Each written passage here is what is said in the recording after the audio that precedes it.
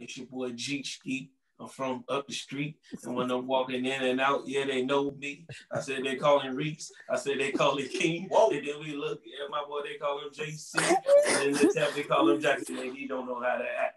Everybody like, Jeet, please stop rapping. Hey!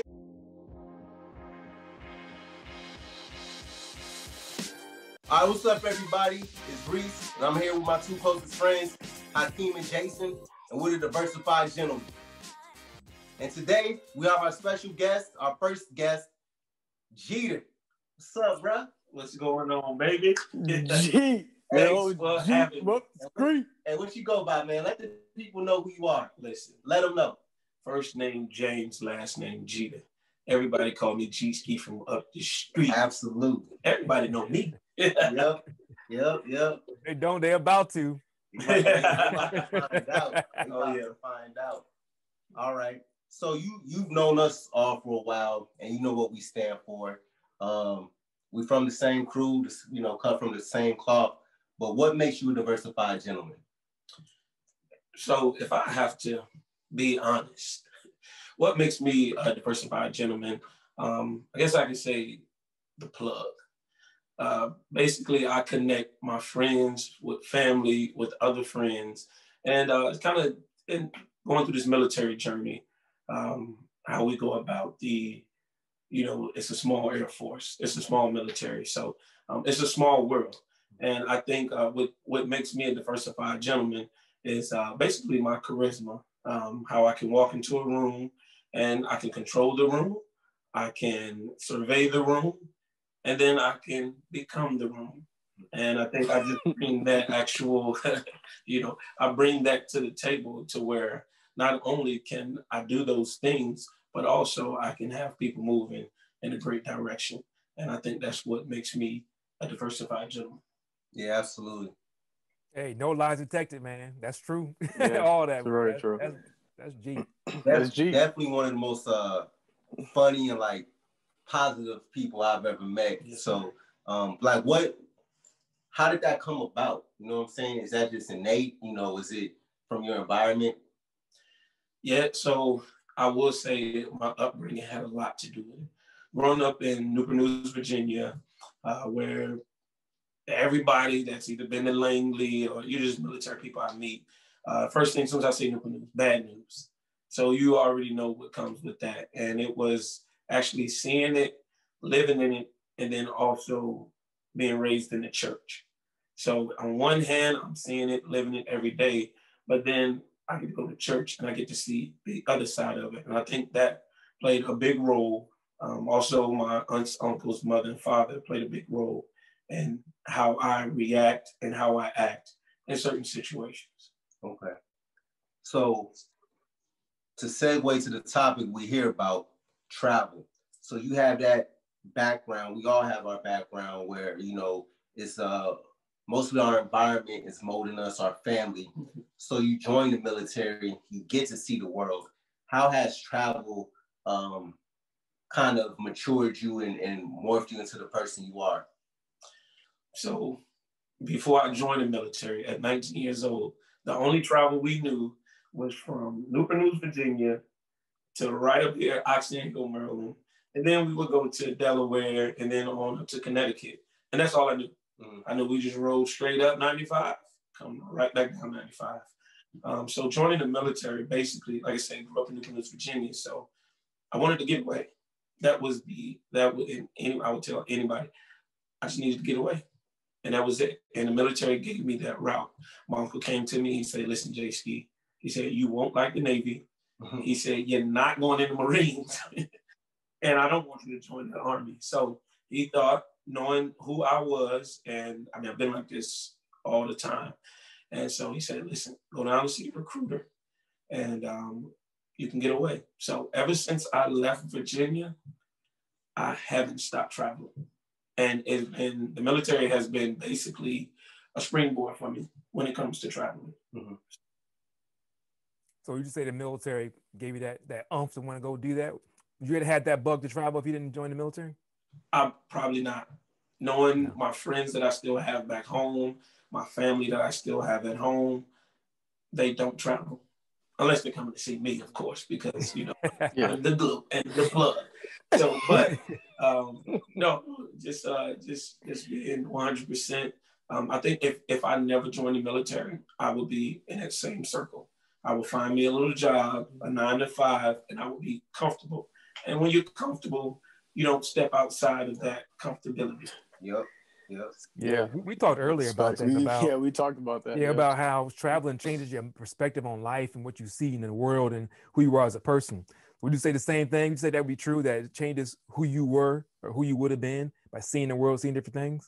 Yes, I'm glad you said that, because I went from just, Jeter to Jeet Skeet from up the street, baby. Tell him again, man. Tell him again. From up the street. Tell him. Listen, it has changed me. It has changed my friends, and they love to be around me, especially traveling. Right now, I'm on a trip with some friends and family, and that's how I was able to be here today. Cool. Yeah, I found out with traveling, just like with learning, traveling, the more you see, the more you realize you haven't seen, and it gives you that thirst. Like, man, you see this, like, man, what else is out there? Right. When are we gonna conquer the next country, the next adventure? Mm-hmm. That's the thing. And you get addicted, right? Yeah. It's like It's funny, man. All of us. We all think about it. We all met overseas. Yep. All U.S. citizens, all born and raised in the U.S., but we met in foreign countries. Yep. You know what I mean? 4 black men meeting in foreign countries. I think that's dope. Yeah. So where's one of the dopest places you've been? One of those places you just you can't get enough of, but you just want to go back to see again, or it'll always be etched in your memory. What's like your favorite place? It's too many. It's too many. Okay, so 30th birthday, we went to Dubai. Dubai is one of those.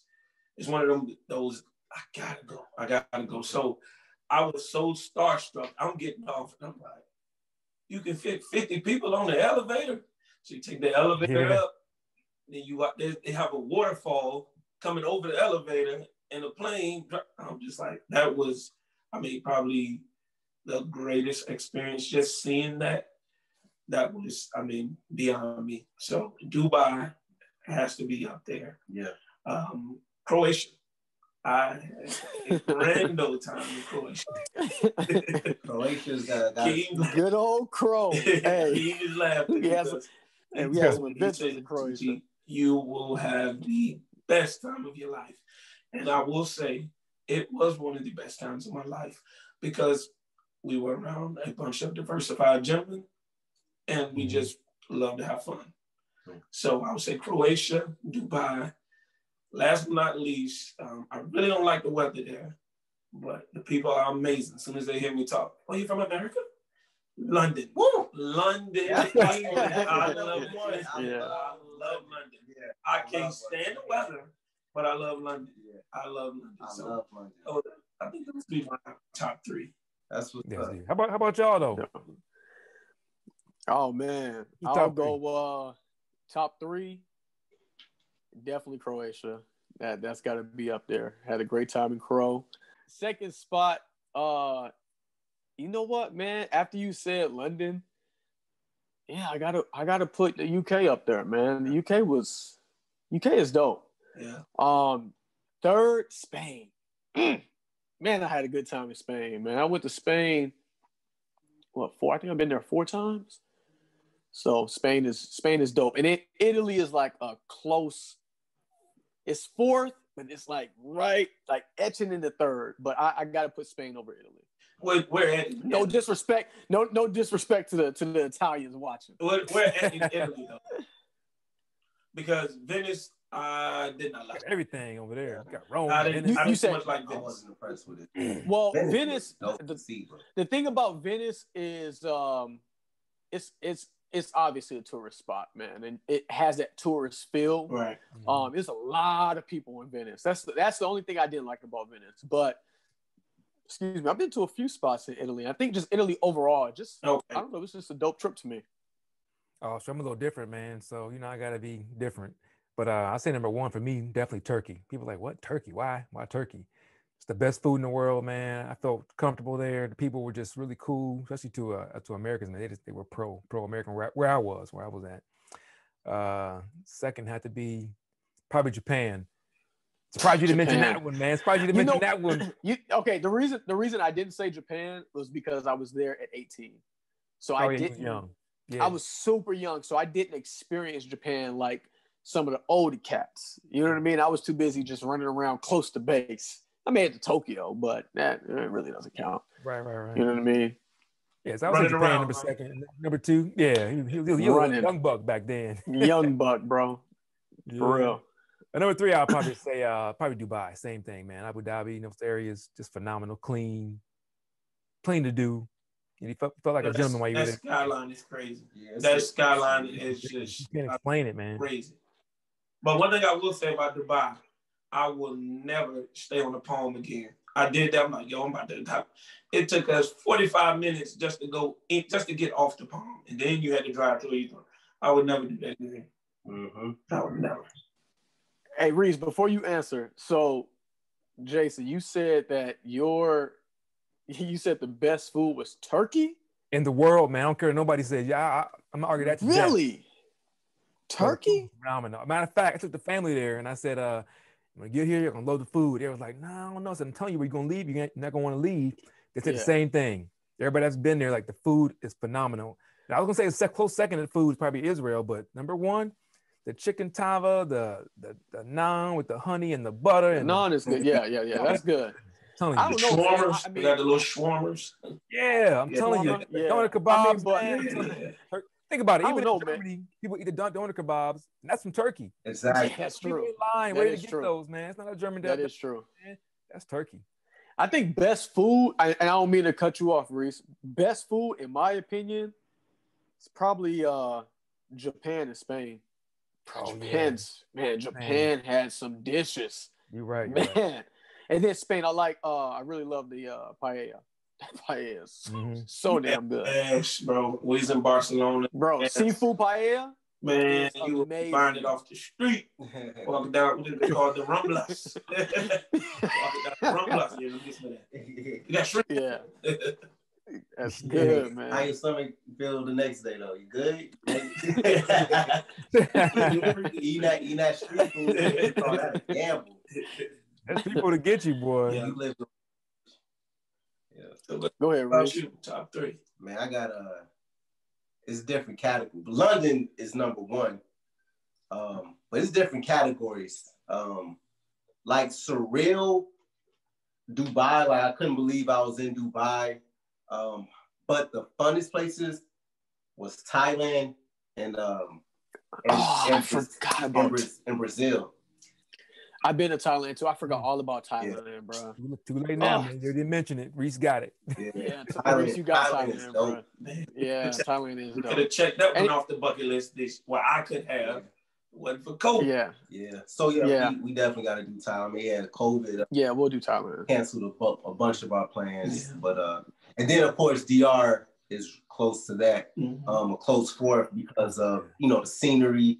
So cheap. It's picturesque. Good food, the best fish, the red snapper, that red snapper. You ever had for like $8. You know what I'm saying? Nothing. Yo, so Reese, Thailand, because Thailand is super cheap. Super cheap. Which one do you more cost effective, Thailand or DR? Because Thailand is super cheap. It will be DR because DR. Yeah, I don't think so. Yeah. I don't know. Because when I was born, Thailand is. Well, when I first went to DR, I was out of Florida, so the ticket was much cheaper. But now the ticket to Thailand, to be honest, it'll be Thailand because the ticket's a little more expensive, so probably like $1,000. When you get to Thailand, though, the room could be anywhere from $30 to $50 a night, and that includes breakfast. You know what I'm saying? And then, the clubs are absolutely free. All of them are free. You just walk in. A tut-tut, which is just like a bus. You just hop on the back, and it's maybe like 75 cents. 75 cents, with the music playing and everything. Yo, it's Thailand is built to party. Like it kind of has that Ibiza feel, but a tenth of the price. Right. Well, Ibiza is very concentrated on like the beach. For one, Ibiza's island, and it's concentrated on like the beachfront. But it is expensive. The food's not good, and it's not a lot of culture because everyone's going there just to turn up. It's like, you know, Ibiza's a mixture. It's basically like Vegas on Miami Strip. You know what I'm saying? Yeah. For Europeans, right? But I like Tyler. So we all have families and we all travel with our families. And I will say we went to Ibiza, but it was, I guess you can say, when the off season or whatever. So it was cheap to go because the clubs were closed and I guess it was hot enough for them there. But we went in April and we stayed maybe 4 or 5 days and we stayed at a resort. Of course, every time I go with my family, stay at a resort, go with my fellas, kind of Airbnb. We'll talk about that in just a second. But, you know, just that security, you know, with your family. And, you know, you want to be somewhere where everything is attainable right there. And I think it worked, and it was probably the best time I ever had. It was almost like being on a cruise ship. So they had babysitting for the kids. They had games for the kids. They would come out, do shows. You can either go and eat at the buffet or you can eat at one of the restaurants. I had a blast. And I would do it again. I would definitely do it again. But yeah, what are y'all favorite family, say vacations that you took the family? Venice. Yeah. It was, I mean, you know, G, we went there, man. Yeah. It was just Hold on, no. I mean, that was Venice, right? No, where did we go? Vienna, my bad. Ooh, Yeah. Vienna. My bad. I mean, I've been to Vienna, or Venice, but yeah. Vienna. Hey man, I'm getting them mixed up. Yeah, Vienna, Austria. Vienna. Yeah, Austria. It's something I found, man. When you're traveling with family, you gotta like think about keeping them kids busy, keeping them engaged. So we found that doing like cruises or like all-inclusive type stuff was a lot easier, man. As a matter of fact, we went to Turkey with the kids, took them there. We stayed on a resort, all-inclusive. Yep. We took little trips, little day trips, you know, saw the waterfall, go to the beach over here, see some sightseeing. That way it keeps them engaged. As if not, man, they get bored. Like, can we leave? Can we go home? I'm like, you gotta keep them entertained, man. So them all-inclusive trips, easy. Yeah, I prefer the cruises because not only do you not have to worry about you know, going out getting meals, the lodging, all that's provided, but yeah, they have activities on the ship, and when you port, you know, you have the option to leave them kids and not take them off, and you know what I'm saying, because they was mad. Like, they really, my kids really liked it. You know what I'm saying? They loved it. Leave them kids. Listen, y'all know I will talk to any and everybody, especially when I'm on a cruise, and that's just how it is. You know, everybody's having a good time. We get to one port, and of course, my daughter didn't want to get off. Fine, me and the wife took off, and we just doing whatever. The next stop, we was like, "Hey, we're gonna get off because we want to take pictures." Bro, we walking. I'm talking about every 2 steps. Hey, Leilani. There's my friend. I was like, how do you know these people? She's like, yeah. They know me. I was like, girl, you think you me, don't you? But yeah, it was crazy. And yeah, cruises are a blast. And then also the greatest thing about the cruise is every day you're waking up to something new. So, you know, I took 3 cruises and it knocked out like 10 places where I wanted to see. Yeah. As far as like Athens, Pisa, Barcelona, Mallorca. You know, it was the Canary Islands off of Africa. We did. Yeah. So you do all of that when you're on a cruise for 7 days. When you get off, it's like four great cities: Rome, and Macedonia. Was that? Yeah, that's in that Greece trip. Yeah, Macedonia. Yeah. So yeah, man. So that's why I recommend cruises. So it had none of the worries, and then still you're knocking out multiple trips in a week for a reasonable price. you know how big, I mean, cruise liners are humongous, right? They're just humongous ships. So we're on a Carnival cruise one year, and we dock, right? And we see this little tiny ship coming up, right? It gets closer. It's a Disney cruise. It was literally, it had to have been twice the size of this Carnival cruise. I mean, it was huge. A damn slide, you know, riding the line, like the outside of the ship. I'm like, yo, I saw that ship. Disney is crazy. They got, you know, the screens playing the Disney movie. I'm like, man, Disney doing big. Yeah, Disney, I mean, it's one of a kind experience, but it really is. You will pay for it. You will pay for it. But when you get on it, you understand what you're paying for. But you will pay for it. Yeah. To talk those stocks in there real quick. Disney's a great stock. Disney's a great stock.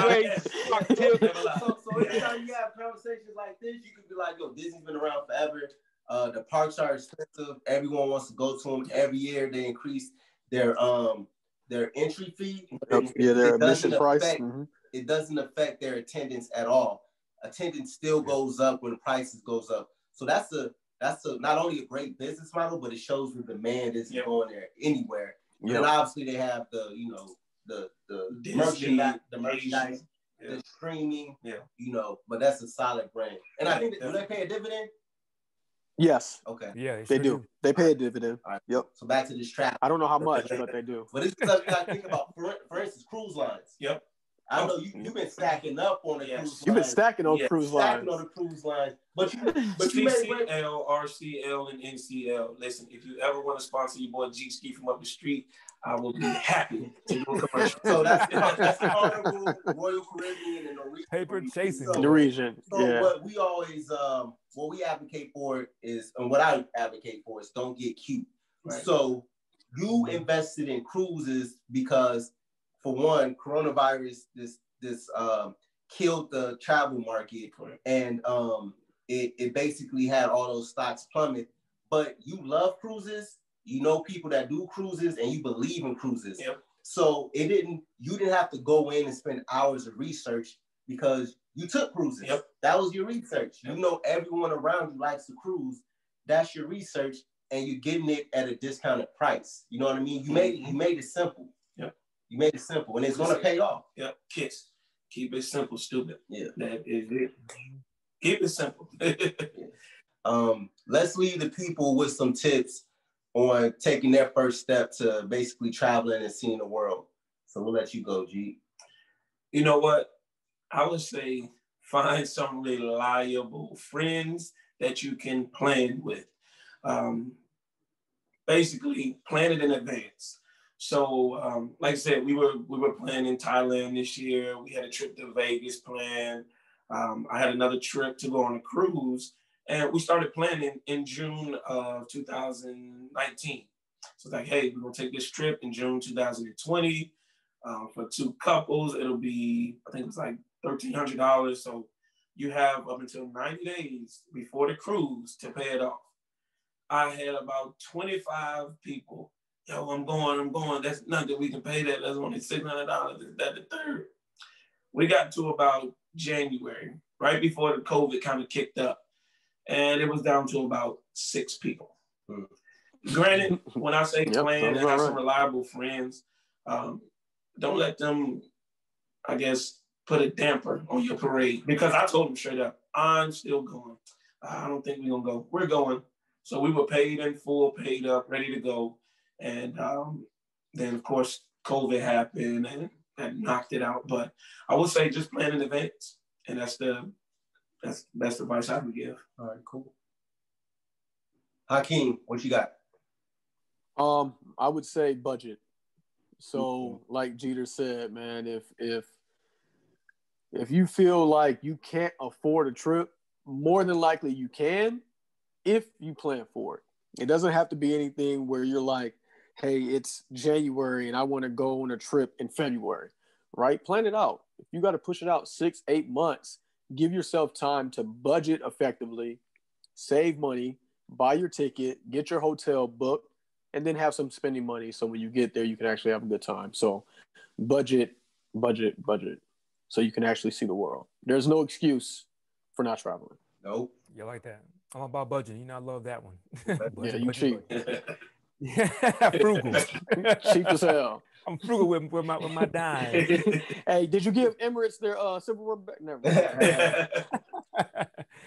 But what I would say is don't be afraid, man. I mean, fear is a big thing. People don't want to go out into the world and experience it because of fear. There's fear of the unknown, fear of being out of their comfort zone. Get away from that fear. Go out there, be uncomfortable for a little while. You're going to grow from the experience. People you meet. I mean, one of our boys, Reese, you met Jason on a cruise. And now we met him through you traveling. If you didn't travel, he wouldn't be in our circle right now. So get over that fear. Go out, experience things. Pick somewhere. And then you start by, like I'm saying, get that budget together and then go there. Don't be afraid to go solo. Friends is a little more fun. You get a little more, group of numbers is fun. But don't be afraid to go out there and just do it. Pick a place, start local. If you live in Chicago, you've never been to Atlanta, go to Atlanta for a weekend. Yeah. Check it out. If you feel comfortable with that, go a little further. Maybe go to Florida, go to Miami, and then start going outside of the border. But start somewhere and just go out there, get over that fear, and just start traveling. For sure. The good thing about Atlanta is when you go there, you don't need a mask. They don't believe in coronavirus. They say, listen, it don't exist down there. Everybody infected.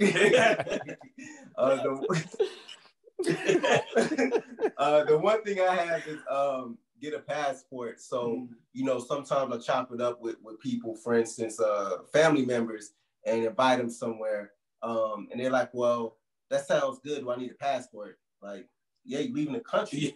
For one, why you're 30 years old, right?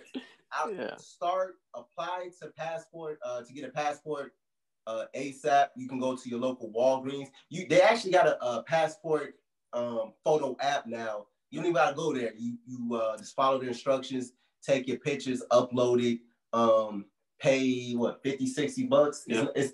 It's not much. Yeah, it's not much at all.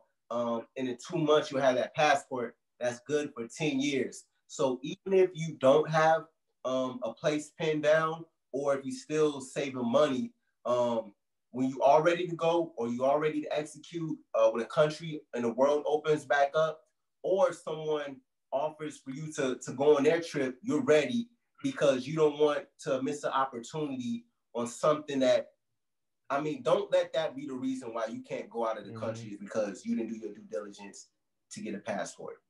So that's what I would leave with the folks. That's crazy, because all 4 of those just intertwine. You plan it, you get your budget, get that passport, and then take that leap. Yeah. 1, 2, 3, 4. Keep it simple, stupid. That's it, man. So Jeet Skeet, man. From up the street. Up the street. That is me. So what you working on, man? What you got going on? All right. So one of my mentors kind of kicked me in my behind. Just like I said, I got this connection piece. I like to connect people. So came up with a great idea. I'm going to be pushing it out soon. Basically, you've been in the military for a while now, and you meet a lot of people from various different backgrounds. Like I said, the background I came from, we saw a lot of violence, saw a lot of police brutality growing up. And this was before, the camera phone, way, before you can just record it.